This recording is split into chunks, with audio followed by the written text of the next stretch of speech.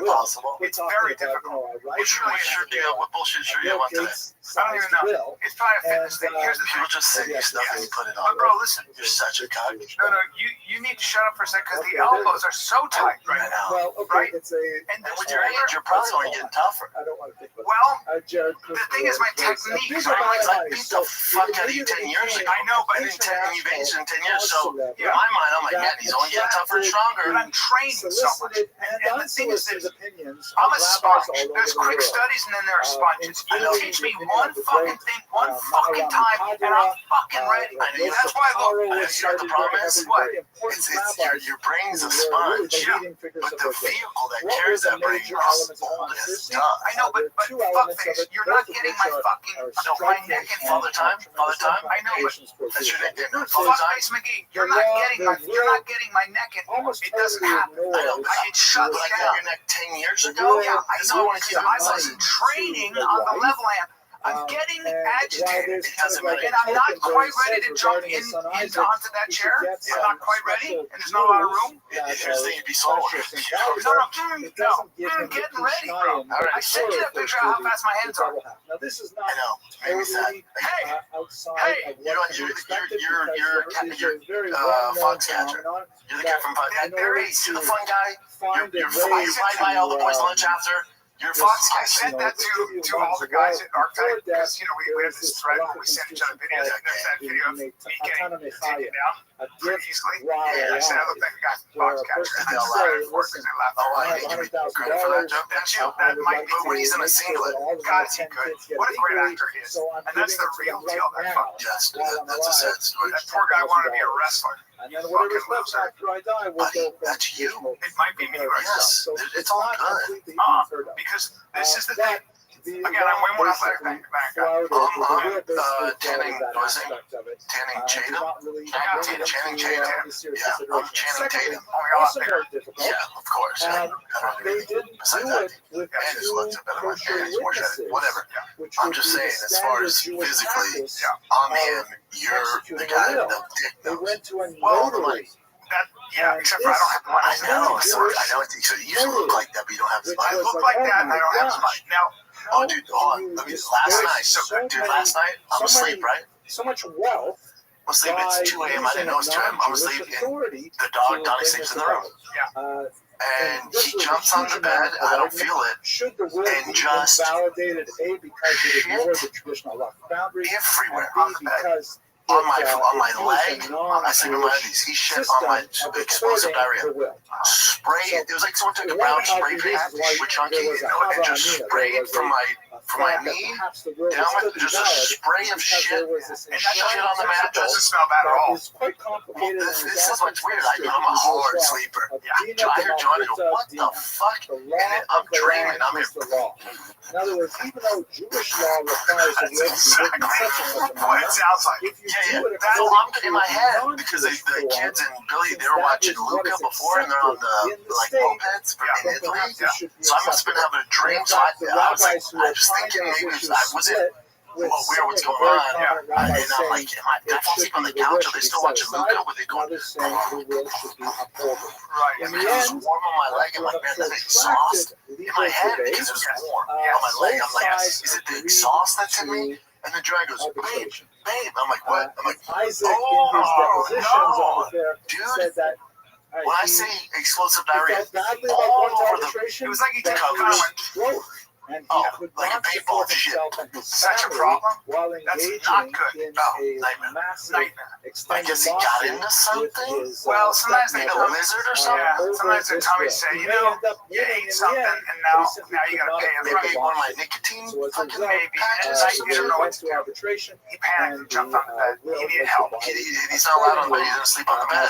Was down there, so maybe he jumped up there to like, hey dude, I need to go. I'm about to shit my pants. I'm out. He went, try to warn you. Is that your leg? I'm gonna shit on your leg because you're my master. Oh, dude. I don't do well with shit. I was like, Oh yeah, I've had that plenty. That's what I do. Now, on that note, my wife, we're coming back from Colombia. We're in Miami Airport. Or at least a And I'm on a phone. I'm having a business call for my for this commercial I want to do. Sometimes, And I'm talking and I'm trying to listen, and my wife just keeps going, I smell shit. And I'm going, she's across from me. I'm like, okay. So she goes, she keeps going, it stinks. you have the baby with you? No. And I'm like, and finally I go, then move. Move, why are you bothering me? She goes, I'm just telling you, I smell shit. I go, I don't smell shit. I don't know what you're talking about. She goes, all right, I smell shit. You're at the age, you're like Joe Biden. You shit your pants. No, I like that you're saying that. That's where No, but good, no. So I'm like, you're crazy. She's like, I'm telling you, I'm not crazy. And she's just sitting there. And we get up, and there's a giant tight turd right under her thing. It looked like a little kid had climbed under there and just shot the squat and took a nice nice mustard though. Oh, so it's still soft serve? Yeah, a little soft serve. If it's hard, you just grab it and throw it away. This was a nice, tight soft serve. Also, Danny, look around. Right. Do some investigating. What do you want me to do? Right. Do I look like the shit? But it'd be like this. You're on the phone and it's going, somebody shit. To a degree that we've never had before as Jews tended to I kept going. I didn't know what she was saying. I didn't know what she was saying. I'm on my, I had to dance like things. Oh yeah, go ahead. Incremental moves across the coast of I'm North like, Africa, what?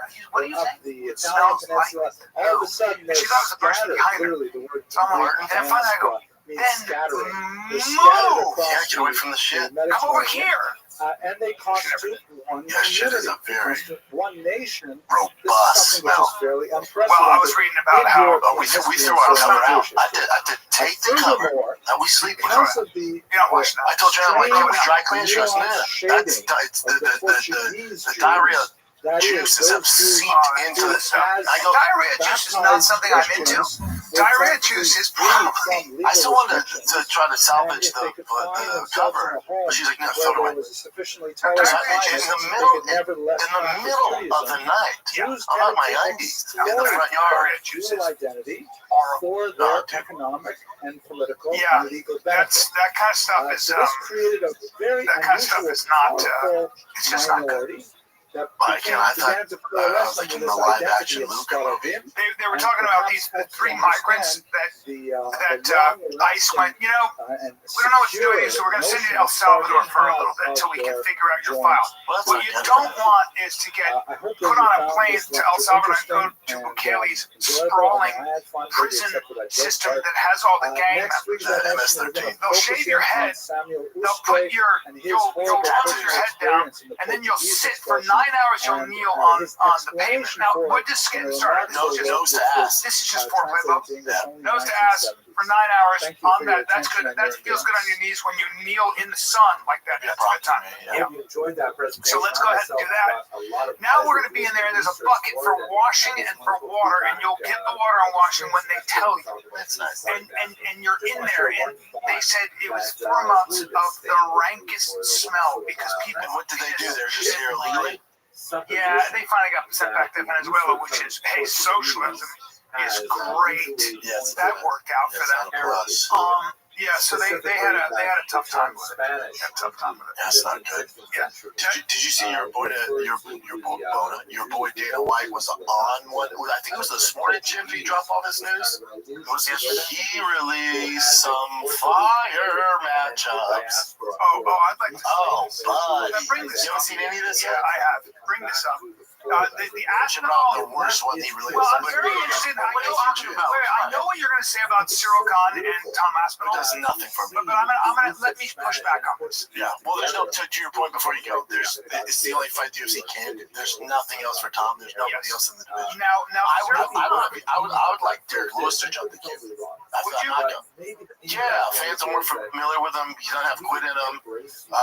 He's at least a guy that's going to go out on his shield. He's not. He's a lot harder to take down than Cyril Gahn. Gahn's a fucking 3-stripe white belt. You know.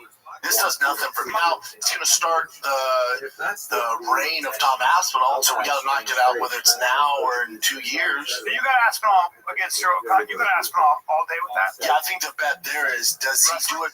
No, of course. Well, whatever he wants. Well, here's the thing about Cyril Gahn. He's a big, strong dude. He's not a knockout artist. Yeah, sure, but he's not a knockout artist. He's not a one-punch knockout artist. No, that's not his thing. He's not a knockout that strange jab. It's almost like that. He's super athletic. He's the most athletic guy. Very athletic, very big. He does that weird jab, which isn't doing. But he point spars as a heavyweight. The point, Tom Aspinall's thing is not if he's going to win. He needs to win, obviously. But so my question is Tom Aspinall going to win? The challenge for Tom Aspinall, the pressure on Tom Aspinall is, can you look more impressive than John Jones did beating Cyril Gahn? That's the question. Can you look more impressive? So I think it took John 2 minutes to submit Cyril Gahn. Can you knock him out or submit him faster and look more impressive than John? So I would say if I'm in the question isn't if Tom wins. If I'm in his corner, whose corner? However, when I looked it up online, they said one is we can't take this guy lightly on feet.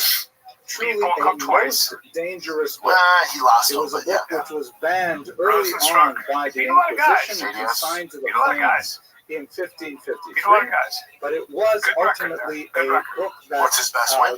transformed the I would lives of say so many Derek Jews Lewis. Or no, who felt Volkov. that Yeah. all hopes Yeah, were Volkov. As dashed, far as like, that yeah, but again, everything Volkov, that again, for a Volkov, millennium and a stylistically, half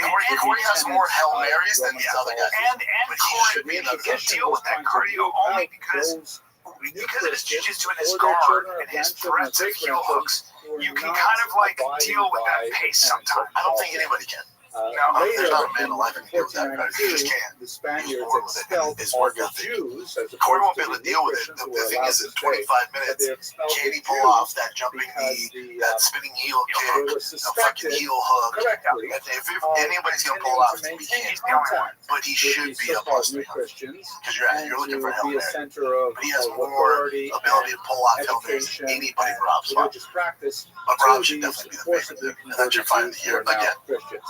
So the Inquisition is That's a directed great fucking technically fight. at Christians who were And an suspected active of champ harboring too, Jewish just taking beliefs. advantage of The being his expulsion was age directed at that at weight class. Jews He's per smart. se. Hence, you have So this did Clive distinction Alex in VR? terminology That of makes sense. Spanish Yeah, it makes and a lot of sense. Portuguese Jews.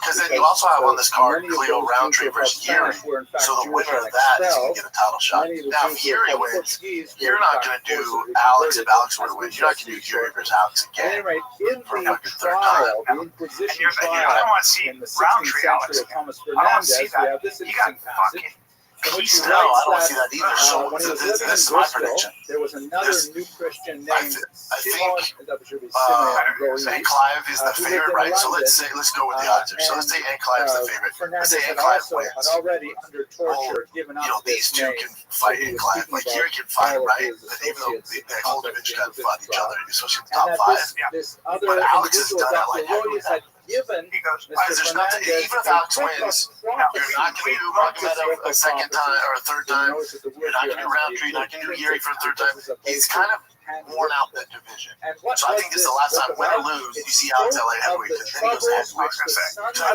think sons what of they're going to do is Isaac Tom and beat said that they beat must not Cyril. lose confidence nor be Alex, you discouraged. got to hopefully because get the God belt. would Even if send you the don't, Messiah. then we And this do is Alex undoubtedly versus Tom. a version of this That's book very that we intriguing. hold here straight from That's very the intriguing. amazing That's a WJ barn burner. library downstairs. That's a barn burner because I don't think Alex is in any way like for intimidated example, by it says it was dedicated Tom. to Here's what I have to say about that. He should be. Here's what I have to say about it. I think Alex gets punched in the face by Tom. The Christian names If you ever watch Alex spar with boxers, he gets rocked. We'll read the Yeah, but his hands are. Tom already said this. He has, again, you got to remember the odds for Tom said, I'm not and trying as to this that was guy. a burden on his With, conscience, meaning Pierre, the he's like, person it's who the only way we was can win. being tortured to So why confess would here, Tom risk he it and asked stay on the pardon feet of trying to our knock him Lord out? Jesus Christ, All he has to the do is get him down and it's over. and the Yeah, Inquisitor Tom was that's 100% ultimately true. and Smart. in So you order don't to think assure he gets his tempted to safe just passage of the world stand to and box with him? Because I accelerate think he catches Alex in the face. So why would you do that, bro? Because he But can knock him clearly out. this is a But why would reference you do to that? Why would you take the path of most difficult? I'll say something. He's a champion for a reason. So I'll say something. Let's see if you push back on this. I think Tom's actually a better striker than Alex in this sense. Alex got great look as a kid. But if Alex is at mid-distance with Tom, he's going to get knocked the fuck out. Because he could, with hands are down by us, and Tom's a boxer, and Tom's going to be pop up, and if Tom touches him at that mid-distance, Alex is going to sleep. He's not going to be able to push him. But if you're Tom, why would you risk that? And also, Alex is literally world class as far as credentials go.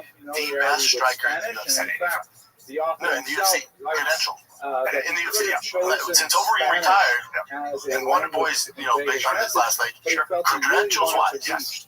As far as it goes, a two-time world champion from Glory. Say it again.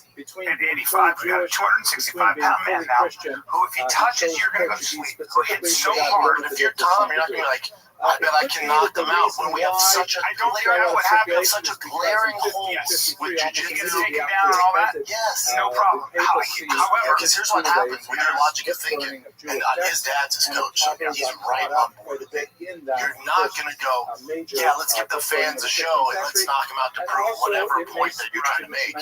You're going, hey, we make so much money if you win. If you lose, all the pay-per-view points, the world championship is gone. You have got to get this guy down fast. I still think Tom is Same thing, John Jones is a better striker than Joe Khan.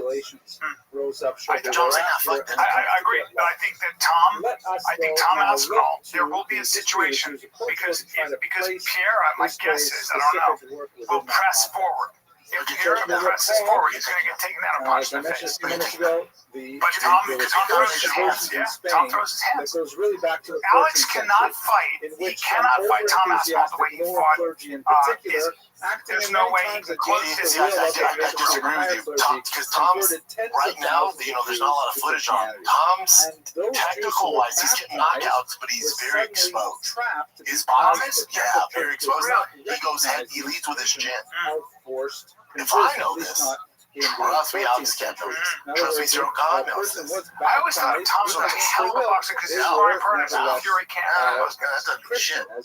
I sport with fucking Daryl Williamson. I'm not a fucking gold medalist. Edgar Mortara, who's already in the 19th century, was kidnapped by the church. It's only knockout. And you're talking about a guy whose longest fight's like 3 minutes and knocks out everybody. But if you're watching, like, that's a bit more tricky. If he fights the right guy, Piero was a 2-time glory champion who goes, his chin's so exposed. There's a left hook all fucking day. There's opportunities there.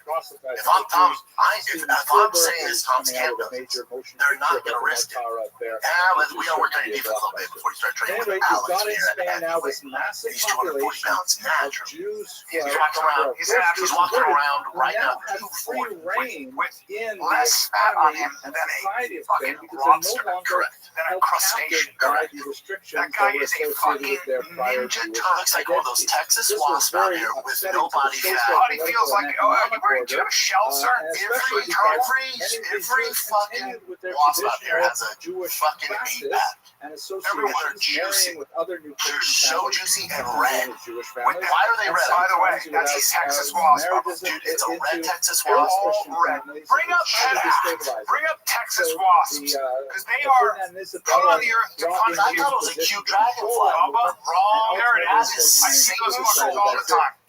That red one is in my fucking yard. What kind of, is that a tarantula hawk? That might be a tarantula hawk. What to know and what to appreciate. Okay?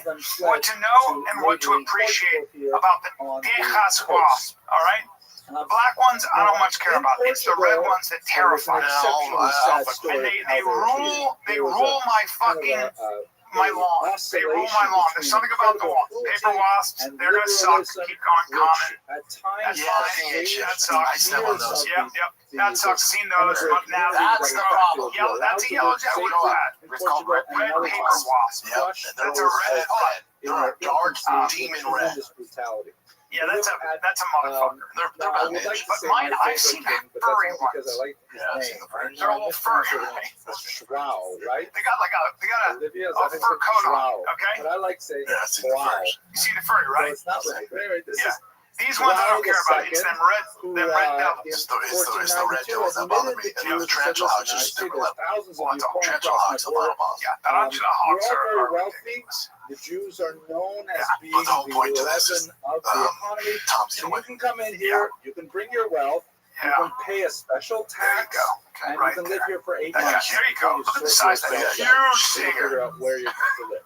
Huge. In the meantime, once you realize it looks like a big how dick. valuable It does, this dude. A sharp Well, big. by the way, they'll hump sting. we They'll should grab really you and just keep keep the Jews stinging. here, They but just rather empty that than sack of They're poison. cheap dogs too, man. That's the problem. These red bones.